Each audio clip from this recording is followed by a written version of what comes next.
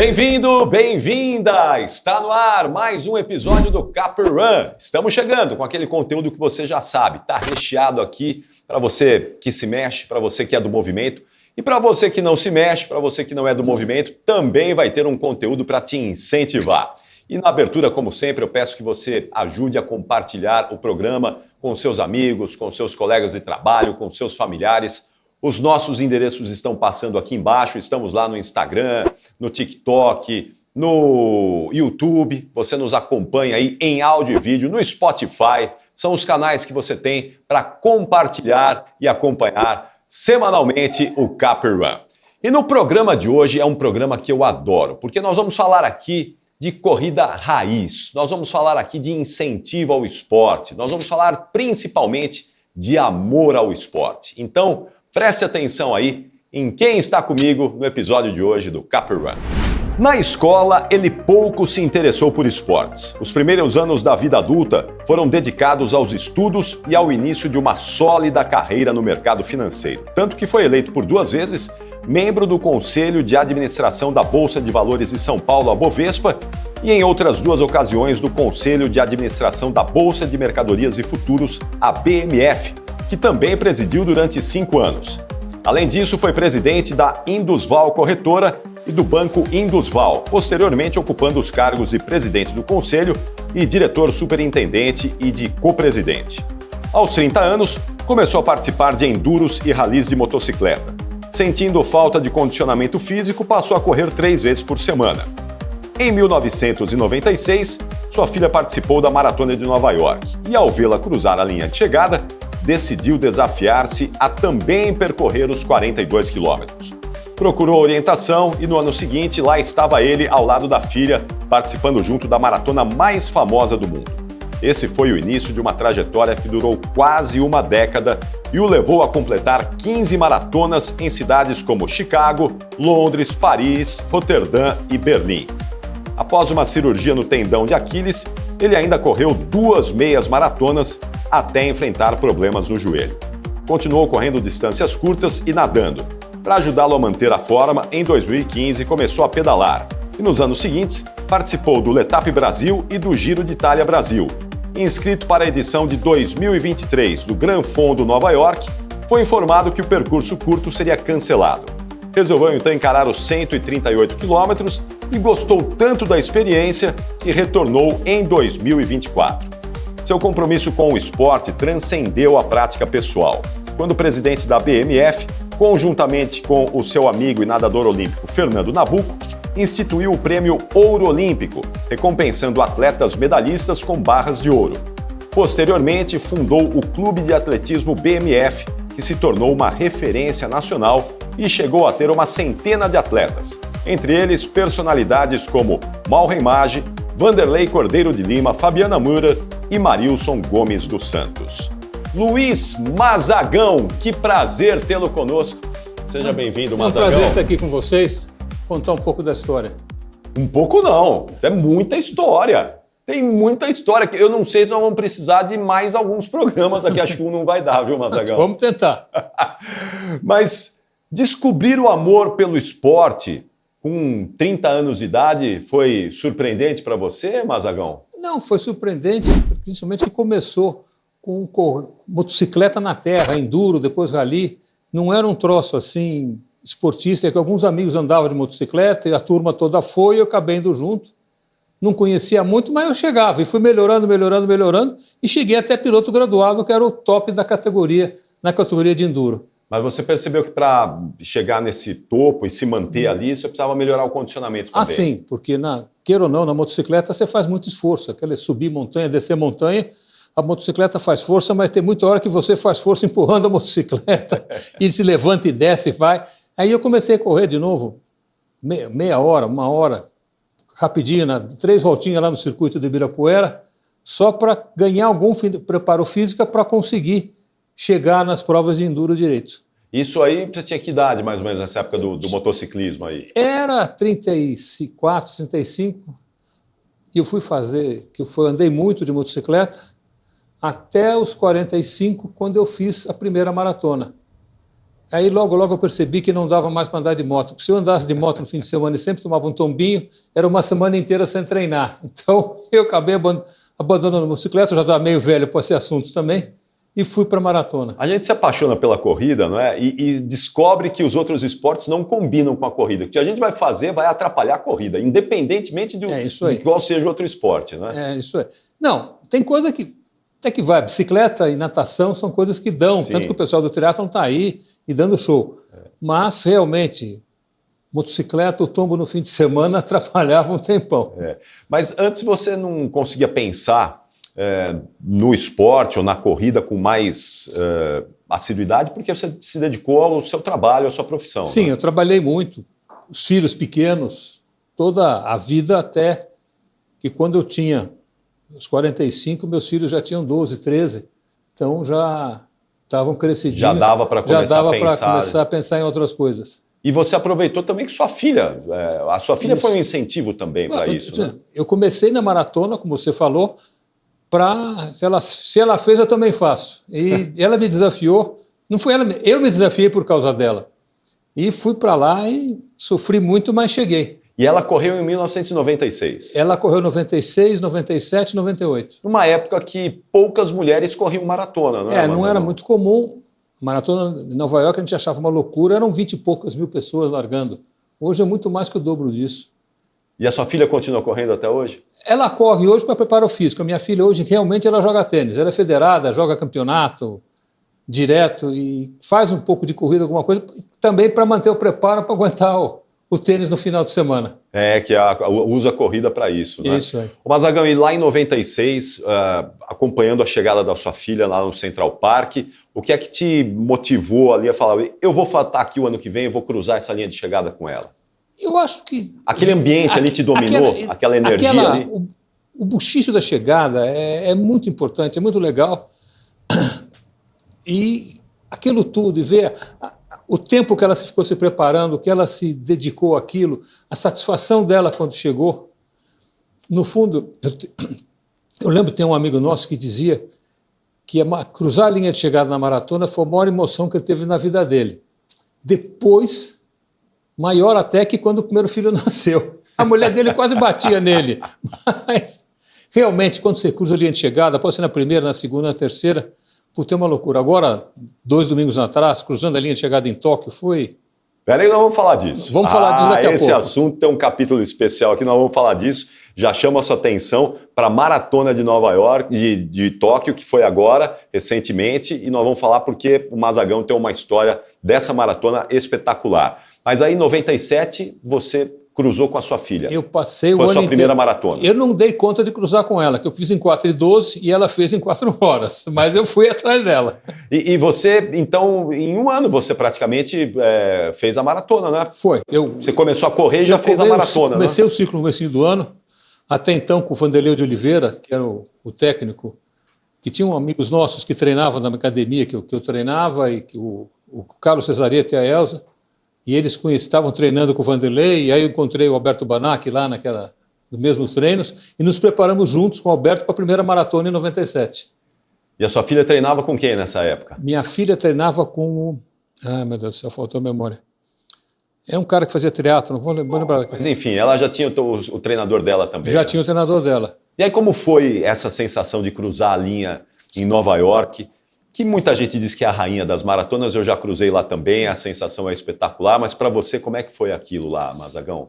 É muito emocionante, porque você vem, e quando você sai do Central Park, lá descendo o parque, que você vira à direita na Rua 59, você está uns 500, 600 metros da chegada, mas você já está naquela vibração total, está aquele público pulando, você está louco, ainda tem uma subidinha na chegada da prova, e realmente quando você passa é uma loucura. E é uma loucura porque você cruza a linha de chegada e você anda mais de 1 quilômetro até achar a saída do parque, com aquele casaco e aquele monte de gente se abraçando. É uma festa realmente indescritível. Quantas Nova York você completou? Eu fiz 2 Nova York, 97 e 98. E depois Chicago, Berlim... Depois, aí nós entramos... O Vanderlei era um pouco exagerado. Ele acreditava que era 2 ciclos por ano e um atrás do outro. Assim, o Roberto chegou na 60...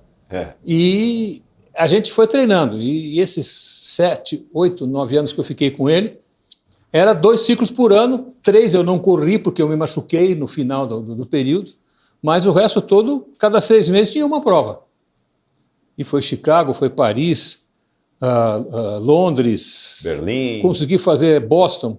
Eu dei muita sorte um ano que Boston não tinha tempo qualificatório. Eles perdoaram um ano e abriram uma exceção qualquer, e eu entrei nessa onda e consegui fazer Boston, o que, aliás, me ajudou a conseguir a Six Majors, mas porque exatamente Boston, se não fosse essa exceção, eu não teria conseguido. Meus tempos estavam na ordem de 3,40, 3,40 e pouco, e para fazer, na idade que eu tinha então, o tempo de inscrição de Boston era 3,20, uma coisa assim. Aí não ia dar, né? Aí não ia dar para mim. Você falou em Londres. Me contaram que tem uma história de Londres sua, que você quase foi preso em Londres, na Maratona de Londres. Que história é essa, Mazagão? Não, isso é uma história, essa é a invenção do Alberto. Foi Londres que faltou o bilhete, não foi? Não. Londres teve uma confusão. Você pegou o metrô na Maratona de Londres? Retorno? Não. Isso foi na segunda Maratona de Londres que eu fiz, que seria a 15ª, que eu quebrei. Quebrou. Eu quebrei no quilômetro 10. E peguei um metrô e vim embora. Estou chegando. Ia para o hotel? Não fui para o hotel, fui para a chegada, que eu precisava pegar a minha bagagem. Certo. Cheguei no metrô, estação de saída do metrô, desci, tinha gente correndo, eu saí correndo junto com eles, devagarzinho, porque eu estava meio bichado. E eu não reparei que quem estava passando por mim eram só mulheres. Não prestei atenção. Quando eu fiz a curva para entrar na retinha final, em frente ao Palácio, na retinha final da chegada da Maratona de Londres, veio um policial, me deu um tranco, "You are not the first man", ou seja, eu ia ganhar a Maratona de Londres. Eu ia ser o primeiro homem a cruzar a linha de chegada, porque eu não tinha visto. Quem estava correndo e chegando comigo eram só as mulheres, os homens chegaram um pouquinho depois. Aí eu falei, não sou não, eu saí pelo ladinho, fui correndo pelo cantinho, foram passar no portão, e fui buscar minhas coisas e fui embora para o hotel chorar, que realmente foi a única que eu quebrei e não cheguei. Você se infiltrou, então, na prova das mulheres, na prova feminina. Estava infiltrado na prova feminina. Aí, opa, aqui não. Aqui não. Desse jeito. Você quebrou, o que aconteceu nessa Eu não prova? sei, eu estava meio ruim de treinamento, etc. e tal, e chegou no quilômetro 10, 12, o joelho que já vinha ruim começou a doer. Eu falei, não, se no 10 está desse jeito, no 12 está desse jeito, isso aqui no 40... Sim. Aliás, foi o joelho que te tirou das maratonas, das provas? Foi o joelho que me tirou das maratonas. Eu tive, depois eu fiz uma só depois, mas eu tive um rompimento no tendão de Aquiles, que é um negócio chato, difícil, e eu operei e fiz 90 sessões de fisioterapia seguidas, um negócio muito chato, e voltei a correr. Só que eu acho que eu voltei a correr mancando um pouco. E aí me deu um tal de uma condromalácia, que é um troço horroroso, Sim. que é uma inflamação na cartilagem atrás da rótula.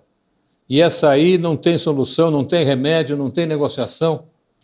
E foi aí que eu acabei parando, como você falou, diminuí o ritmo, comecei a fazer só meias, mas mesmo assim não dava. Fortalece, faz tudo, mas não tem Academia, quantas vezes precisar, tudo, mas a tal da condromalácia é maldita. Sim.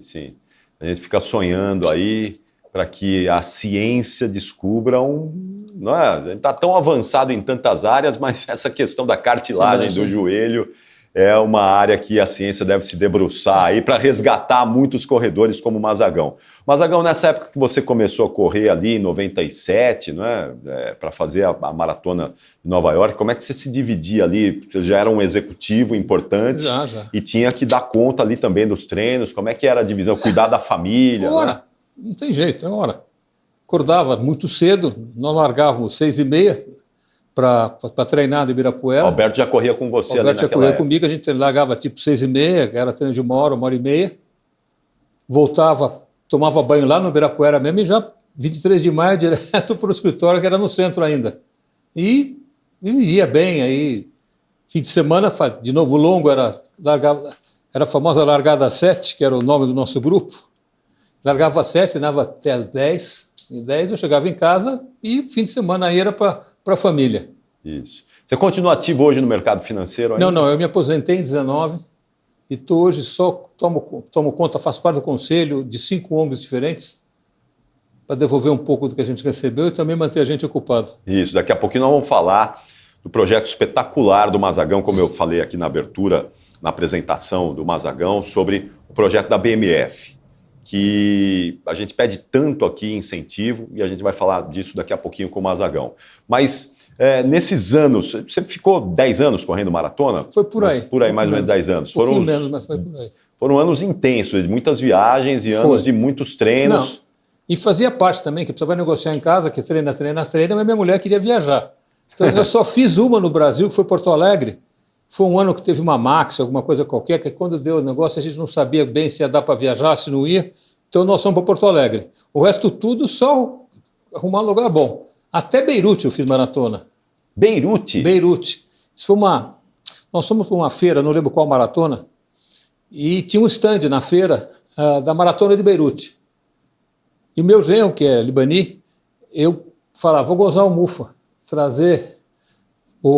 peguei um folheto da maratona de Beirute, levei para ele e falei, Mufa, que também corria maratona, vai, Mufa, para te desafiar, leva aí maratona de Beirute. Vamos para Beirute. E ele levou a sério, ele se inscreveu na maratona de Beirute, e é muito engraçado que ele começou a falar com os amigos do Monte Líbano, diversos amigos do Verui juntos, e um monte de senhoras que foram para a maratona, foram para Beirute junto com o grupo da maratona, e foram 40 ou 50 pessoas. Eu falei, bom, você está indo todo mundo, eu preciso também. Eu também, né? Aí não teve jeito, fui para a maratona, me inscrevi e cheguei.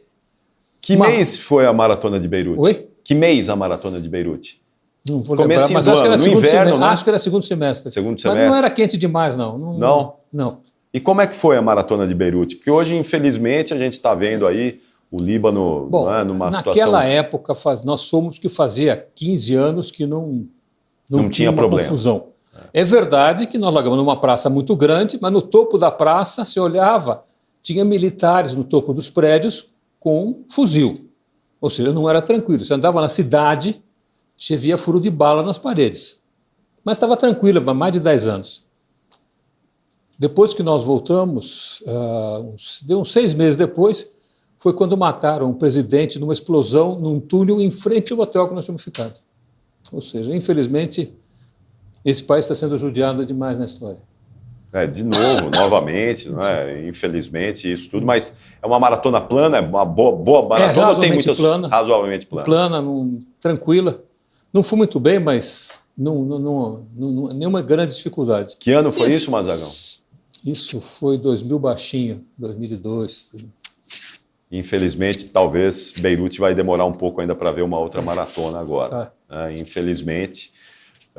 Mas são lugares que merecem uma visita. Muito diferentes, mas que merecem ser visitados. Merece mesmo. E correndo, de preferência, né? É uma prova legal.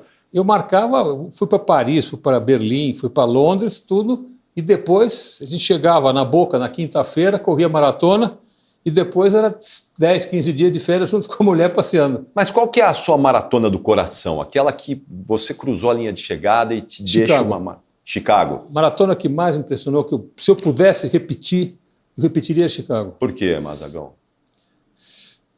É muito boa de correr. Ela é muito plana, tem, sabe, a temperatura boa. Teve um ano até que ferveu, meu genro estava correndo nesse ano, e pararam a maratona por excesso de calor. Em Chicago, em outubro, é inacreditável, mas as que eu fiz sempre foi temperatura boa. Ela é plana demais, é muito agradável chegada, o caminho dela, não se me fala muito. Nova York é muito gostoso por causa da festa. Você corre os 42 quilômetros a cada 500 metros, tem uma banda, criança dançando. Esse entusiasmo da maratona de Nova York é muito importante. E Paris, que é muito bonito, né? Você correr por Paris é uma festa realmente incrível. Se você pudesse, então, indicar o seu top 3, Chicago, Nova York e Paris. Isso. 3 grandes e belas maratonas com a indicação aqui do Luiz Mazagão. Ô Mazagão, e você acredita que ajudou a influenciar outros executivos ali quando você estava ali no mercado financeiro, correndo, fazendo maratonas, dando conta de tudo? Você chegou a influenciar outros executivos para correr? Não, para se levar para maratona, ninguém. Eu acho que mais conheci gente da corrida que acabou fazendo maratona junto. Mas meus sócios, 2 deles começaram a correr, chegaram a fazer meia. Sempre dá um pouco Sim. de ânimo de espírito, né? E como era a sua relação com o Abílio Diniz?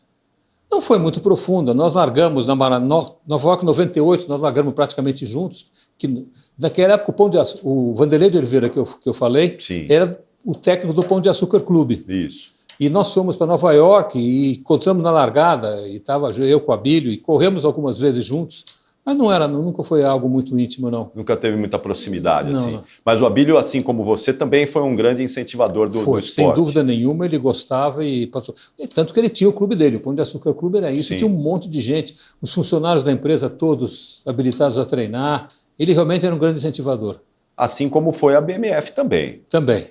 Num modelo um pouquinho diferente, porque a BMF sempre ajudou muitos atletas profissionais, né, e o Pão de Açúcar talvez incentivando ali os funcionários, mas modelos um pouquinho diferentes, mas empresas que sempre ficaram de olho nisso, né?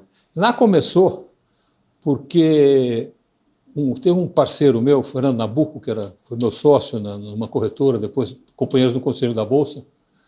Ele primeiro inventou, queria dar prêmios, que ele foi nadador olímpico. O Nabuco fez tudo, correu de lancha, fez golfe, foi campeão de golfe, ele correu de tudo. Correu maratonas, e ele queria dar prêmio para os nadadores olímpicos que fizessem determinados índices. Aí nós aprovamos lá no Conselho, que o principal produto da Bolsa na época era ouro físico, barras de ouro. Então era uma jogada de marketing junto, nós fizemos 1 quilo de ouro para quem tirasse medalha de ouro, 250 gramas para quem tirasse medalha de prata e 100 gramas para quem tirasse medalha de bronze. E resolvemos estender para dar não só para os nadadores, mas sim para dar para qualquer atleta, porque a gente percebeu que o marketing ia ser bom. E realmente foi. Cara, a cerimônia de premiação, e todo mundo na bolsa, cheia de imprensa. Nesse ponto, graças a Deus, a gente não ganhava muitas medalhas. É uma pena a gente não ganhar muitas medalhas, mas o custo era menor, então dava para manter esse prêmio. E o que foi curioso, que depois do segundo ano, alguns atletas vieram comentar, muito bom, muito legal, isso ajuda muito a gente, etc. e tal. Mas o duro depois são os próximos 11 meses até o próximo ciclo. Como é que a gente vai fazer? Até o próximo Olimpíada são mais 3 anos e tanto. Aí nós paramos, pensamos e resolvemos adotar 5 atletas. E eu não entendia muito desse assunto, que como eu era corredor, mas não o suficiente para montar um time de atletismo. Aí eu lembrei que tinha um amigo meu de muito tempo de escola, ginásio, Sérgio Luiz Coutinho Nogueira. Não sei se você conheceu. Não conheci, mas ouvi falar bastante dele. O Sérgio era um entusiasta do esporte, ele tinha um clube de atletismo dele, chamado Funilense. E eu chamei o Sérgio e falei, Sérgio, você que entende, você tem um monte de indicados lá no seu clube, etc. e tal, vem aqui ajudar a gente. E escolhe 5 atletas para a gente patrocinar esses atletas por 1 ano. E o negócio foi, isso durou mais de 10 anos, depois de um tempo o Sérgio vendeu o clube para a gente, nós assumimos e passou a ser o clube BMF de atletismo, e os 5 atletas eram 10, eram 15, chegou até 94 atletas, aí tinha 3 nutricionistas, 5 médicos, massagista, fisioterapeuta, era uma equipe realmente completa, e ganhava tudo. Eu disse, quando a gente fazia, no tempo que a gente estava operacional, o clube, a gente ganhou acho que 10 ou 12 Copas Brasil de atletismo em seguida. E se dividisse o BMF masculino e o BMF feminino, tirava primeiro e segundo, longe do terceiro ainda. Praticamente não tinha graça. Era uma seleção. A gente brigava com a gente mesmo. Tanto que todas as medalhas olímpicas da época, e foram muitas, foram de atletas da BMF. E do Jardel, aquele que fazia salto em distância, o Marilson, o Vanderlei Cordeiro de Lima, Maureen Maggi. A Fabiana, quando começou a treinar com gente, ela era uma menina de 14 anos. Agora, ô Mazagão, mas nessa época também estava valendo a barra de ouro, porque vários atletas receberam a barra de ouro também. Não, a barra de ouro continuou. Cada 4 anos tinha o prêmio. E isso, mas de novo... A Maureen ganhou a barra dela. Ganhou a barra dela, tudo. A Maureen foi um negócio complicado, porque a Maureen era uma atleta que a gente adorava, aí ela teve um tal do problema de doping. Sim. Que ela alegou que ela tinha ido fazer uma... E ela era muito Caxias, Procedimento tenho certeza estético, que era verdade. Né? Ela foi fazer um tratamento estético e tinha alguma coisa no creme. E é muito engraçado, porque eu lembro que na época uma jornalista falou, isso é mentira, para lá, e fez o tratamento estético, fez o teste e deu.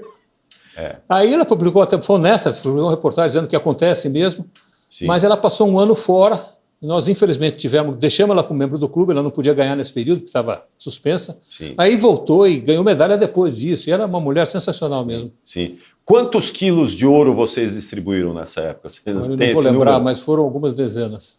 Algumas dezenas de quilos de ouro. Ajudando atletas numa época que... Naquela época tinha... Naquela época a ajuda ao atleta era bem mais importante. Escassa. Você pensar que ganhava 10 medalhas de ouro, já são 10 quilos. Sim. Fora as de prata e de bronze vai mais um monte, né? Aliás, quanto está o grama do ouro hoje, você sabe, Mazagan? Acho que é 4 mil e pouco. 4 mil e pouco. Então, quanto hoje um atleta, se a BMF estivesse premiando o atleta com 1 quilo de ouro... 4 milhões. 4 milhões de reais uma barra de ouro. Mas era menos. Era menos, mas é que hoje o ouro está valorizado. Né? O ouro valia naquela época mais ou menos 1/4 em dólar do que vale hoje. Sim. Mas para a época era um dinheiro muito importante. Era perto de R$1 milhão, era dinheiro. Sim.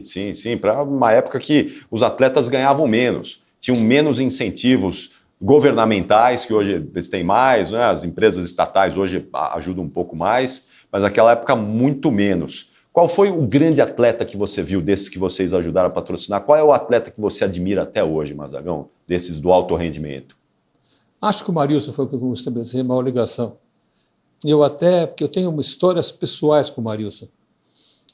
O ano acho que é 98. Eu estava em Nova York, passeando, e quando eu parei no hotel, eu liguei a televisão, estava correndo a maratona, eu sabia que tinha, mas eu nem lembrava que o Marilson estava inscrito. E já era patrocinado da gente. Aí eu ligo a televisão, bloco da frente, tem um Dos Santos. Eu falei, opa, eu conheço, esse eu sei quem é, vamos embora. E minha mulher querendo ser, eu falei, não, eu vou assistir aqui esse até o fim. E ele ganha. Eu falei, eu vou lá. E quando eu resolvi ir lá, eu falei, você imaginou, você que fez Maratona de Nova York, você chegar no portão da Maratona de Nova York, não sou ninguém, e falou, eu quero falar com o cara que ganhou. Eu sou amigo dele. Eu passei na primeira portaria, que eram os atletas que estavam saindo do parque, que você não consegue entrar no parque. Sim. E eu falei, olha, eu sou patrocinador do cara que ganhou, etc e tal, barará. Insiste. Mandaram para falar com outro cara no outro portão. Falei com outro cara no outro portão, mandou falar com outro. Depois do quinto cara, que eu já tinha entrado até uns 500 metros dentro do parque, porque os portões eram mais adentro, mandaram falar com aquele cara ali, e por acaso era o presidente do New York World Runners Club. Eu falei, tudo bem, eu sou da BMF, que patrocina o Marilson, e por acaso ele sabia que o Marilson quase não deixaria ele largar, porque a camiseta dele estava fora do padrão da corrida. E o que estava fora do padrão era um logo da BMF gigante. Quase que você atrapalha a vida do Marilson. Quase que eu atrapalho. Mas ele falou, não, tudo bem, ele está ali, vai lá, está ali tirando fotografia. E o Marilson, quando me viu, me deu um abraço enorme, e eu dei nele também, porque ele estava muito sozinho. O técnico e a mulher não conseguiram embarcar por uma de visto qualquer, mas ele foi sozinho para Nova York. Então, quando ele viu Quando ele viu uma cara conhecida, aí eu saí e eu falo, eu ganhei a Maratona de Nova York, pelo menos eu passei na comemoração inteira. Que nós fomos no Tavern Green, que é o restaurante que tem o negócio, eu fiquei lá ajudando a traduzir as entrevistas. Fomos para o New York Road Runners, que é um pouco para cima, na Rua 59, traduzindo as entrevistas, batendo papo, dando palpite. Aí acabou, fomos para descansar, e de noite, na Maratona de Nova York, tem uma festa numa boate lá embaixo, gigante, não sei se você foi, não, mas é muito famosa, tudo. Só que além da festa, tem no andar de cima, tem um jantar especial para os corredores. E esse jantar eu jantei. Eu aqui, o Marilson aqui, o Poltergar aqui do lado de lá, que você deve conhecer, que foi o cara de quem o Marilson ganhou maratona, foi um cara que ganhou um monte de coisa, recordista mundial. O Poltergar foi um dos maiores nomes da história do atletismo. Mas, olha, então realmente foi uma festa total de pegar um táxi na volta. Eu falei, vamos voltar para o hotel, etc. Já era tarde. Aí pegamos um táxi, voltamos, e o motorista falando não sei o quê. Quando ele descobriu que o cara que estava no banco de trás do táxi, o cara que tinha ganho a maratona, o cara nem queria comprar a corrida, ficou louco. Que sensacional, hein? Essa foi. Mas o Marilson não ganhou 1 quilo de ouro, porque ele não foi medalhista olímpico, né? Acho que não, mas o Vanderlei ganhou o bronze dele. Ganhou o Foi Vanderlei, bronze, sim. foi bronze. Bronze, Isso. Bronze em Atenas 2004. Exatamente. Mas vocês não deram 1 quilo de ouro pro Marilson? Porque ele merecia, ganhou maratona de Nova York, Mazagão. Merecia uma barra de 1 quilo. Ele ganhava por mês já razoavelmente bem. Mas eu ia pedir uma barra de 1 quilo de ouro. E o Vanderlei, como é que foi Também foi ele? ótimo, foi um grande parceiro também. E é um cara de uma determinação de dar show, realmente, porque eu lembro que quando o Vanderlei ele não ganhou a medalha de ouro, mas ele ganhou uma medalha que, se não me engano, chama Barão de Coubertin. Sim, Pierre de Coubertin. Que é uma medalha que eles dão para espírito olímpico. Isso. E tem sempre 10, 15 na história das Olimpíadas inteiras, caras que ganharam. E ele ganhou exatamente pela dedicação dele, e ele ganhou. Ele é um cara espetacular mesmo. Depois da segunda vitória do Marilson em Nova York, você estava junto também? Estava lá também, mas já não fez tanta festa. Aí ele já estava com todo o staff, aí já estava mais tranquilo, né? Isso aí. E Nova York e Marilson tem essa relação espetacular. Na segunda vez ele estava com a camiseta da BMF também? Estava com a camiseta, mas já no aí padrão. já com o logo já valendo. Já né? no padrão. Já no padrão.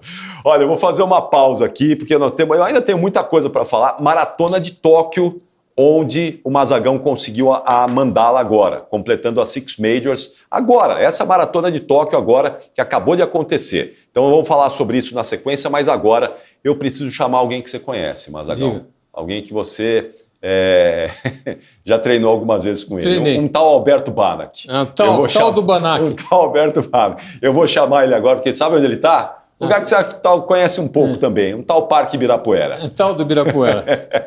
Então vamos para lá agora com o Alberto Banac. Tem um convidado conosco, ou uma convidada, que vai mandar uma pergunta para você. Conexão Caperrun, Parque Ibirapuera. Alberto Banac, é você.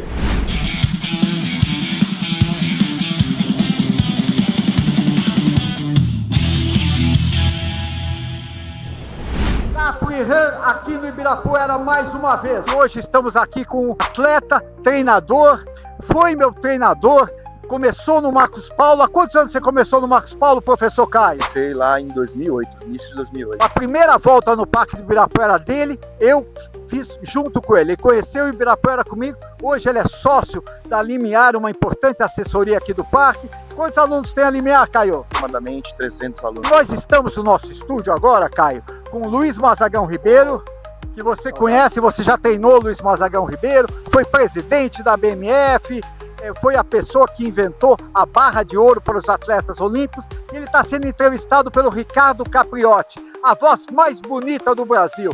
O que você queria perguntar para o Mazagão, ô Caio? Mazagão, tudo bom, pessoal? Prazer aí, obrigado pela oportunidade. Mazagão, eu te conheci lá em 2008, 2009, na pista do Constâncio Vaz Guimarães e, bom, sabia de muitas histórias suas e, claro, grande profissional na área do mercado financeiro. Eu queria só fazer uma pergunta, uma analogia referente aos acontecimentos que teve na Maratona de Tóquio e na Maratona de Paris, ali no metrô. Lembra, Alberto? Lembro, que ele quase foi preso. Exato. Eu queria que você contasse um pouquinho como hoje o corredor, com o trabalho, né, do rapaz do mercado financeiro, qual é a estratégia que você tem para as adversidades, tanto nas pistas, na maratona, como também no trabalho. Isso aí, Mazagão, quando a coisa tá dando errado, o que você faz? Qual a sua estratégia? Caprichan mais uma vez aqui no Ibirapuera. Boa, Alberto, muito bom, Caio, muito obrigado pela pergunta. Tá aí, Mazagão, então, acho que dá para gente fazer uma analogia desses tombos que a gente vai falar já também com detalhes, tombos que a gente toma na corrida, na maratona, problemas que a gente enfrenta na corrida, com tombos do mercado financeiro. Aliás, tombo no mercado financeiro não deve ser muito fácil. É complicado. Né? Bom, dos tombos que o Alberto pergunta, primeiro a história do metrô de Paris é muito mais invenção dele, que ele gosta de criar um folclore para encher o livro dele. Então, realmente, um guarda veio falar comigo, eu não achava a passagem que eu tinha comprado do metrô. Teoricamente, eu estava no metrô sem passagem, mas rapidamente, demorou um pouco, mas achou a passagem no bolso da minha mulher e resolveu. Sobre tombos em geral, tanto na parte de esporte como na parte física, acho que o mais importante é resiliência. É um misto entre resiliência e não ser burro. Você tem que, quando dá a zebra, dá a coisa errada, para, não adianta chorar, não adianta reclamar, não adianta não devia ter acontecido. Como é que eu resolvo isso? Essa é a grande solução. É claro que tem que ter uma solução, uma hora que você tem que parar e pensar que dar murro na ponta de faca não é a solução. Então, às vezes a solução que você está montando tem que arrumar outra. Mas, de cara, quando deu o problema, é como é que eu resolvo isso? Não chorar, não ficar desesperado, não ficar dizendo o que vai acontecer. É achar o caminho e insistir nesse caminho, por mais difícil que ele seja, até você conseguir achar a porta de saída. Foi isso que me levou para grandes problemas que eu tive na minha vida e praticamente a maioria deles eu solucionei. Mas acho que para o Daniel Vorcaro não vai resolver isso não, né? Para o Daniel Vorcaro, não. Não, ele mas não o faz Daniel nada. Vorcaro, mas de novo, como é que eu resolvo isso? Ele tem que saber que ele vai ter consequência. E se ele vai ter uma consequência melhor ou pior, fazendo delação ou não fazendo delação. Isso que ele tem que sentar e resolver. Se as consequências dele fazer uma delação morais com ele e de reprimendas que ele possa sofrer de terceiros são maiores do que o ganho que ele vai ter de redução de pena fazendo delação. De novo, como eu falei, não adianta ficar, eu vou ser preso. Vai ser preso, esquece, está resolvido. Essa parte já não tem mais discussão. Como é que eu faço o melhor possível, dado o que já está feito? É só minimizar o problema. O problema vai acontecer, ele vai ter. Resolver, se der, se não der minimizar, dá a melhor solução que for possível. Você chegou a acompanhar isso de perto? Você conhecia esse problema do Banco Master? Não, não conhecia. Não. Foi uma surpresa para você isso também? Surpresa não foi. Porque dá tempo a gente... De novo, eu não estou mais no mercado todo dia. Sim. Mas eu tenho alguns amigos que estão aí ainda. Claro. E a gente ouviu falar que o cara era um maluco, que o cara fazia coisas heterodoxas. Nunca imaginei que ele pudesse ser tão heterodoxo quanto está aparecendo agora. Que realmente o cara é um gênio do mal. Mas é um gênio. E correndo o risco de levar boa parte da República junto, né? É, isso aí. Porque todo mundo foi metendo a mão na cumbuca, agora ele vai... Mas você, quando estava ativo, você também passou por viu alguns episódios parecidos, porque isso não é incomum aqui no Brasil, não é, Mazagão? Teve o mais complicado de todos, foi 80 e alto, quando o Nagy Nagas quebrou. Sim. O Nagy Nagas operava muito na Bolsa e ele quase cooptava, mas ele mantinha relações muito fortes com a Bolsa do Rio. Ele operava muito a Bolsa de São Paulo. A pessoa da Bolsa de São Paulo sentiu o risco, empurrou ele para fora. Empurrou ele para fora, começaram a ficar tornar mais difícil a negociação dele em São Paulo e foi a Bolsa do Rio. A Bolsa do Rio abriu as portas e ele foi fazendo volumes gigantes. E na BMF, que eu era presidente na época, a gente não fazia nenhuma coisa nem outra. Ele podia operar seguindo as regras, e cada vez mais duras para ele, porque ele estava ficando cada vez maior. O dia que ele quebrou, a Bolsa do Rio quebrou junto com ele. A Bolsa de São Paulo não conseguiu abrir no dia seguinte. A BMF só não abriu porque a CVM pediu, como a Bolsa de São Paulo não ia abrir, para não abrir também. A primeira bolsa que resolveu os problemas, saiu fora, fomos nós. Porque, de novo, nós sentamos e pensamos como é que eu resolvo isso. Mas vai pisar... Desculpe, na hora dessa altura você tem que resolver tudo da maneira mais justa possível e mais eficiente para a Bolsa. E resolvemos. Claro.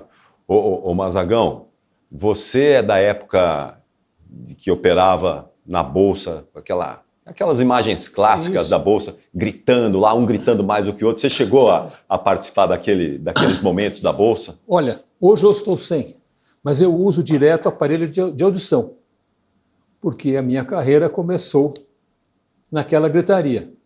E uns anos depois, cobrou o preço. Então, hoje eu escuto relativamente mal, eu preciso de aparelho para me ajudar durante o... Sequela daquela época. Sequela daquela época, com muita gente. Eu perdi algumas ações trabalhistas na época na corretora, que caras que eram operador de pregão entravam com queixa do seu trabalho que tinham perdido a audição por minha causa. Mas era uma gritaria insana aquilo, não é? O que era? Um gritava mais do que o outro, que estava oferecendo um valor maior do que o outro? Um gritava, e é incrível, porque você estava... Lá tinha um poste de negociação, mas no fundo eram regiões. Tinha umas 300 ações negociadas e, de acordo com a ação, era naquele canto, naquele canto, naquele canto. E você precisava ficar esperto, porque você estava comprando e vendendo Petrobras, mas você tinha também uma ordem de Banco do Brasil. Você precisava ficar com o ouvido aceso para ouvir a gritaria de Banco do Brasil também. Tanto que durante muito tempo, o pessoal brigava comigo, porque eu estava tendo uma discussão aqui numa conversa, de repente eu dava um palpite na conversa do lado. Porque eu tinha uma habilidade, eu escutava não só a minha conversa, mas todas as coisas que estavam acontecendo do lado. Você desenvolveu essa habilidade de ficar ouvindo tudo no seu... Só que cobrou o preço, hoje eu escuto mal até as minhas.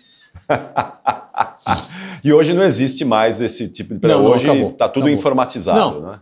Não é que está informatizado. A Bolsa hoje faz por segundo mais negócios do que fazia por dia inteiro no meu tempo. Nós fazemos 40, 50 mil negócios por dia nas melhores eras, nas melhores ruins 20 mil. A Bolsa hoje faz milhões de negócios por dia, porque é tudo no automático. Tudo no automático, tudo informatizado ali no automático. Mas vamos voltar para a maratona aqui. Vamos que voltar, é mais interessante. O nosso papo aqui é sobre maratona, é sobre corrida, é sobre saúde, mas o mercado financeiro é sempre apaixonante também e muito relevante aqui no Brasil. Eu quero que você me fale, Mazagão, sobre a sua conquista da Mandala, agora em Tóquio, a Six Majors. Você já não estava correndo maratona há quanto tempo? 2005 foi a última, portanto, 20 anos. 2005 foi a última maratona do Mazagão. Maratona de Itália. Maratona de Itália. Mas você já tinha Boston, Nova York, Chicago, Berlim e Londres. Estava faltando Tóquio para completar a Six Majors. E de onde surgiu com um problema no joelho? Você parou de correr por causa do joelho. Como é que veio a ideia de correr Tóquio para conquistar a Mandala? A história é relativamente simples. Como você falou, eu já tinha feito no nosso tempo, eram 5 majors só. Isso. E eu tinha feito as 5, mas você ganhava parabéns, nada mais. É. Aí no começo de 25, eu vi uma amiga minha, em março de 25 exatamente, mordendo a Mandala. O Roberto já tinha me falado da Mandala um tempo atrás, tudo, eu já sabia que existia, mas não tinha me chocado. Quando eu vi a Bel Ruiz mordendo a Mandala, eu falei, eu também quero. Em Tóquio ela estava mordendo a Mandala? Eu acho que a foto era de Tóquio, mas eu lembro bem ela. E eu falei, também quero. Aí, quer dizer que a foto dela mexeu comigo. Você. E tanto que das primeiras pessoas que eu mandei a minha foto com a Mandala foi ela. Foi você é a culpada disso. Aí, como é que eu vou fazer? É parar pensando, eu ia fazer um Gran Fondo em maio, fiz o ciclismo, eram 140 quilômetros, era um puxado. Eu fiz o Gran Fondo e comecei, depois disso, um ciclo para maratona. Mas eu ia andar. Aí fiz a conta, 6 km por hora, que é um negócio que eu vou falar, que é o limite de andada, etc. e tal. 7 vezes 6, 42. 7 horas 7 horas está resolvido. Me inscrevi botando que tempo você pretende, 6h30. E foi uma das zebras, que eu descobri que era 6h30 do tiro, e não 6h30 da sua largada. Desculpa, é 7 horas do tiro e não 7 horas da sua largada. Eu falei, isso aqui vai ser complicado. 7 horas era o limite. Era o limite. Passa o caminhão de ir para trilho e vai lembrando. Está complicado. Aí comecei a treinar. O Fábio Rosa, que era meu treinador, começou a me dar treino de caminhada e eu fazendo caminhadas e vi que consegui manter 9 minutos o quilômetro, 9h30, 9h40, eu estava fazendo tranquilo. O joelho suportando bem. O joelho suportando bem, tudo bem. Fiz uma aplicação que era de ácido hialurônico, etc. e tal, nos 2 joelhos e vim treinando bem. Quando chegou no final da fase de treino, tem o 28 e o 32, eu fiz o 28 ótimo, a 6h40 de média, estava dando o que eu queria. Na semana seguinte eu tinha um treino de 20, no quilômetro 12 eu tive que pegar um Uber, que o joelho bom deu uma pegada. O bom? O bom deu uma pegada. E eu não entendi o que está acontecendo. Aí o idiota lembrou. Eu tinha feito, logo no começo do treino, em maio, uma aplicação de ácido hialurônico nos joelhos. Quando foi em novembro, precisa renovar a aplicação cada 6 meses. Eu renovei, mas o médico queria fazer, eu burro, falei, não, faz só no joelho ruim, no joelho bom deixa ele aí. E o joelho bom sentiu. Um mês e pouco depois, o joelho bom gritou. Mexe, procura, fratura de estresse. Em novembro isso? Em novembro. Faltando 2 meses para a maratona. Aí fui tentando, voltei para um tempinho parado, comecei a treinar de novo, cheguei a fazer até 20 quilômetros, mas a partir daí só na esteira, porque é mais macio. E fui treinando, fazendo os treinos de tiro na esteira, né? Andar a 7 minutos o quilômetro, 7 km por hora, desculpe, que é rápido, Pacas, dá 7,5, um minuto lá, um minuto cá. Se treinou todo e fui para o maratona, seja o que Deus quiser. Mas muito preocupado com o tal do tempo máximo, que eu fiz a conta, como eu não menti na inscrição, me botaram no último bloco. No último é injusto, no penúltimo bloco. E eu falei, eu vou largar com mais de meia hora, não vai dar certo. Não vai dar tempo. Porque para fazer 6,30, que seria o que me restaria, eu precisaria fazer 9 minutos o quilômetro, e eu falei, isso eu não vou dar conta de fazer. Porque nos treinos eu nunca cheguei nos 9 minutos o quilômetro. Sim. Mas, vamos lá, no dia da maratona, eu fui meio exagerado, porque eu fui na terça-feira, cheguei lá na quinta, o grupo do Marcos Paulo era enorme, tinha mais de 80 atletas, mas não treinei nada, fiquei lá, fiz um treininho de esteira de meia hora, e no dia fomos para a largada,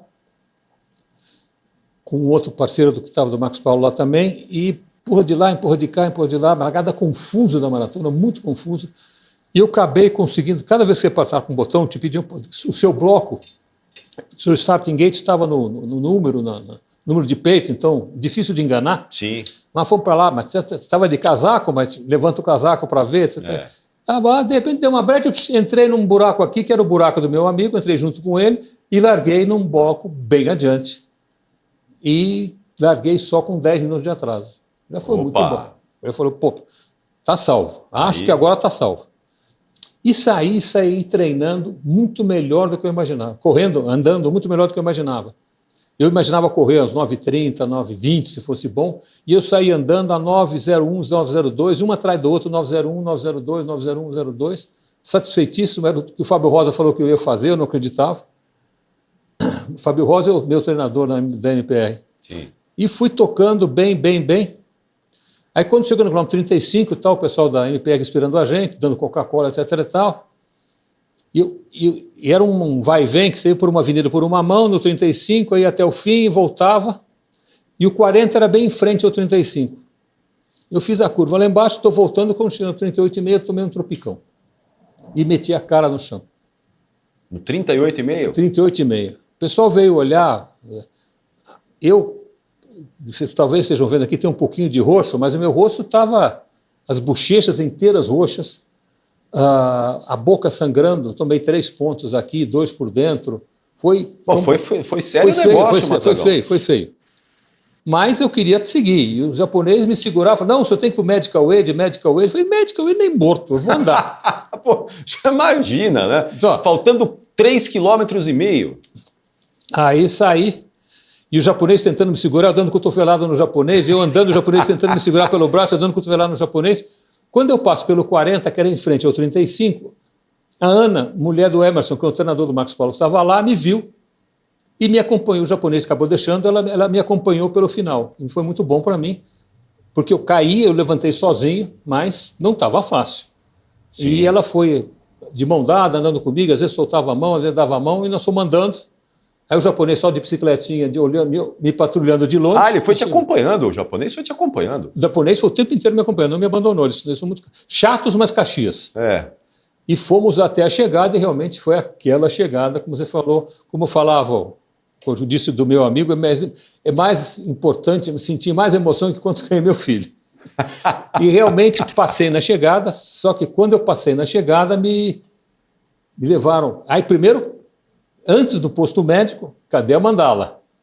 Claro. Eu mandei fotos para você, eu no standzinho da mandala, peguei a mandala. Posso mostrar a sua foto aqui mordendo a mandala? Podemos Pode. Mostrar? Então, atenção, Will, vamos mostrar aqui a foto do Mazagão agora. Vejam aí, olha o estrago que o tombo fez. Vejam o estrago que o tombo fez no rosto do Mazagão, mas a medalha está aí, garantida. E que emoção e que coisa maravilhosa. Olha só, posso imaginar, foi a mais emocionante de todas, Mazagão? Acho que sim. A primeira e essa foram as mais emocionantes. Mas eu já tinha passado no posto médico, me colocaram um esparadrapo na boca só para parar de sangrar. Aí eu fui buscar a mandala, peguei a mandala, tirei as fotos que você vai mostrar aí depois. Já estamos vendo aqui. Já estamos mordendo a mandala e voltei, aí fiquei no posto médico, era um absurdo. Tinha, sem brincadeira, uns 30 médicos, enfermeiros, me olhando, um falando, outro falando, né? E ninguém resolvia. A Ana do Emerson foi ótima, brigou com todo mundo, me fez botar na... Que ele me falou, só pega um táxi para o hospital. Eu falei, que táxi? O maratona não tem responsabilidade, ele caiu correndo, você tem que ter responsabilidade com isso. E deu um jeito, brigou com todo mundo, me botaram uma ambulância, me mandaram para o hospital. O hospital foi muito legal, foram lá, me limparam todo, me costuraram. O SUS lá japonês funcionou direitinho. Não foi bem SUS que eu paguei, mas... Opa! Aí não foi caro, custou... Pelo que a gente escuta falar aqui, me cobraram $600 para me costurar tudo, é R$3.000, é dinheiro, mas aqui no Brasil a gente escuta coisas bem piores que isso. Sim, sim. E me costuraram tudo, me mandaram embora, fui para o hotel, dormi no dia seguinte, às 6 horas da manhã, levantei, que precisava para o aeroporto, chegar no aeroporto às 11, porque lá o aeroporto é longe, Narita é longe, Paca, 70 e tantos quilômetros da cidade. Aí peguei meu voo às 2 horas da tarde, aí pega 2 pernas de 13 horas para chegar aqui, e tive muita sorte, porque meu voo era de Turkish, e no sábado tinha começado a guerra. E todos os voos que vinham pelo Oriente Médio cancelaram, Doha, Kuwait, Emirates, foram todas canceladas. E eu, graças a Deus, estava numa rota que foi limpa, e cheguei aqui. Aí na terça-feira, médicos, na própria terça-feira à tarde já fiz tomografia do rosto, que tem pequenas fraturas, microfraturas, que está escrito lá no generalizado, mas o médico, um amigo meu, tudo bem, pode, isso o tempo passa, o tempo resolve, realmente eu não estou sentindo nada, mas quando eu caí, além de bater a cara muito feio, eu devo ter encostado a mão na frente e o manguito aqui estourou os 4 tendões, e por isso que eu estou na fisioterapia direta. Foi o maior dano que teve, mas resolve, o tempo resolve. Que espetáculo, né? Olha só a resiliência, a força, a determinação de Luiz Mazagão conquistando a Mandala Six Majors, uma prova inesquecível em Tóquio. Mazagão, depois dessa experiência fantástica aí em Tóquio, conquistar a Mandala Six Majors, vai ter outra maratona caminhando? Não. Não tenho nenhuma vontade de repetir. Mazagão. Não, Será que não tem uma prova que vai chamar a sua atenção aí para você fazer lá caminhando? Olha, de novo, eu não sei. Agora incluíram Sydney nas Majors também, mas eu nem vejo falar, nem ouvi falar que tem 7 Majors, que tem a Mandala de 7 Majors, eu nunca vi. Já vai ter, já tem.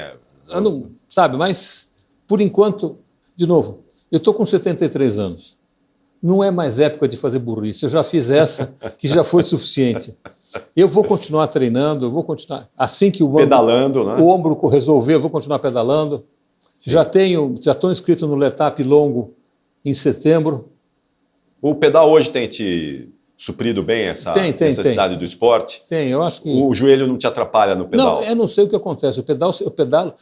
Quando eu fiz os Gran Fondos de Nova York, são 130 e tantos, 140 quilômetros quase, eu pedalo 7 horas, não sinto nada. Se eu correr, subindo escada aqui, o joelho, cada degrau que eu subo, ele avisa, estou aqui. Mas o pedal, nada? Nada. Então, é o que eu aproveito. E na Maratona de Tóquio, você não sentiu nada no joelho? Não senti nada.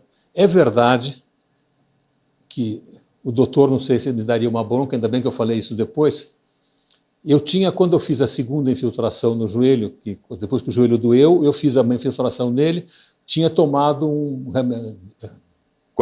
corticóide junto.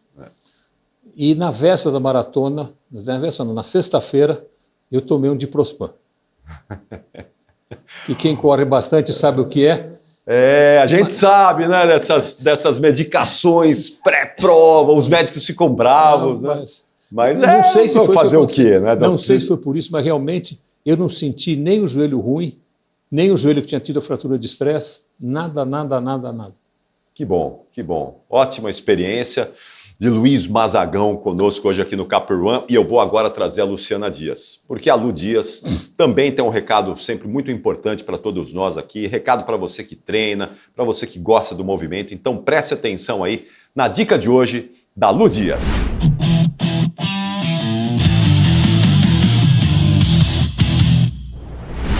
Oi, Capriotti, tudo bom?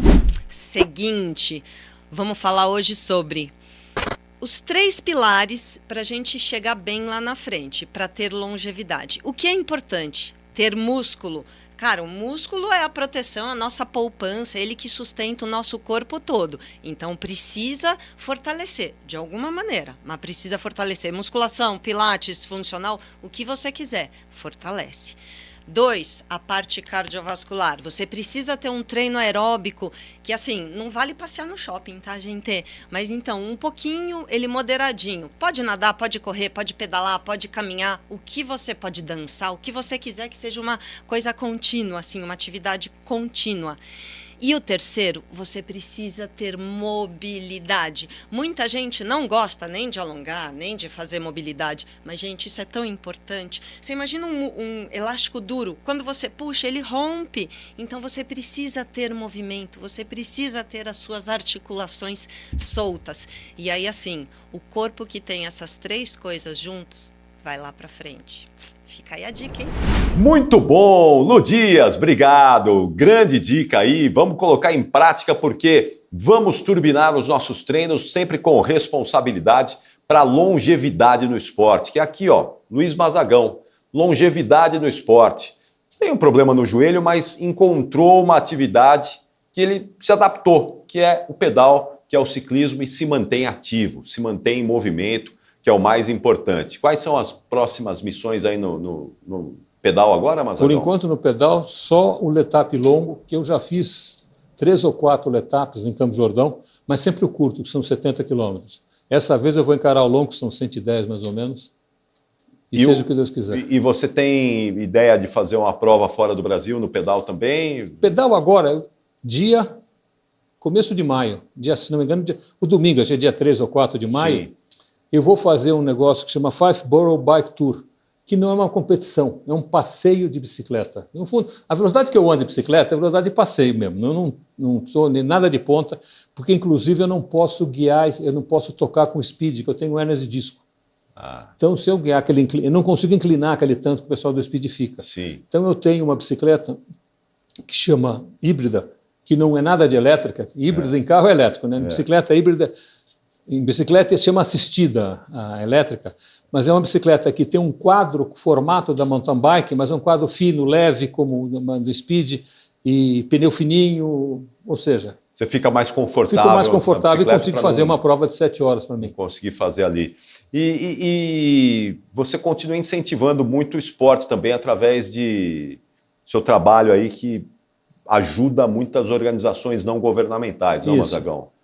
Isso tem básica, tem pouco a ver com esporte, que algumas que têm a seleção, a que mais importantemente chama Projeto Arrastão, a gente tem seleção de futebol feminino, tem 4 alunos nossos que fazem parte da seleção brasileira de hóquei na grama. É um esporte atípico, mas é onde a gente conseguiu encaixar os nossos garotos para fazer. Então, 4 que estão jogando Campeonato Sul-Americano agora, está muito legal. Projeto Arrastão, você está sempre envolvido nele. Projeto Arrastão, estou muito envolvido.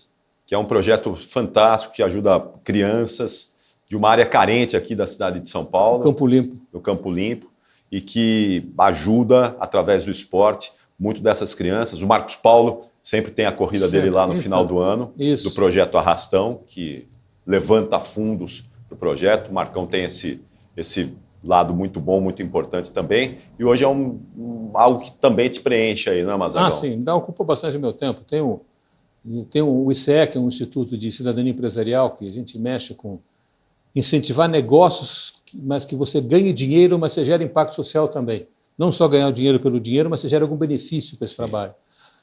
Aí tem o Liceu de Artes e Ofícios, não sei se você conhece, era muito antigo, um negócio muito antigo, mas tem uma escola sensacional, um museu maravilhoso.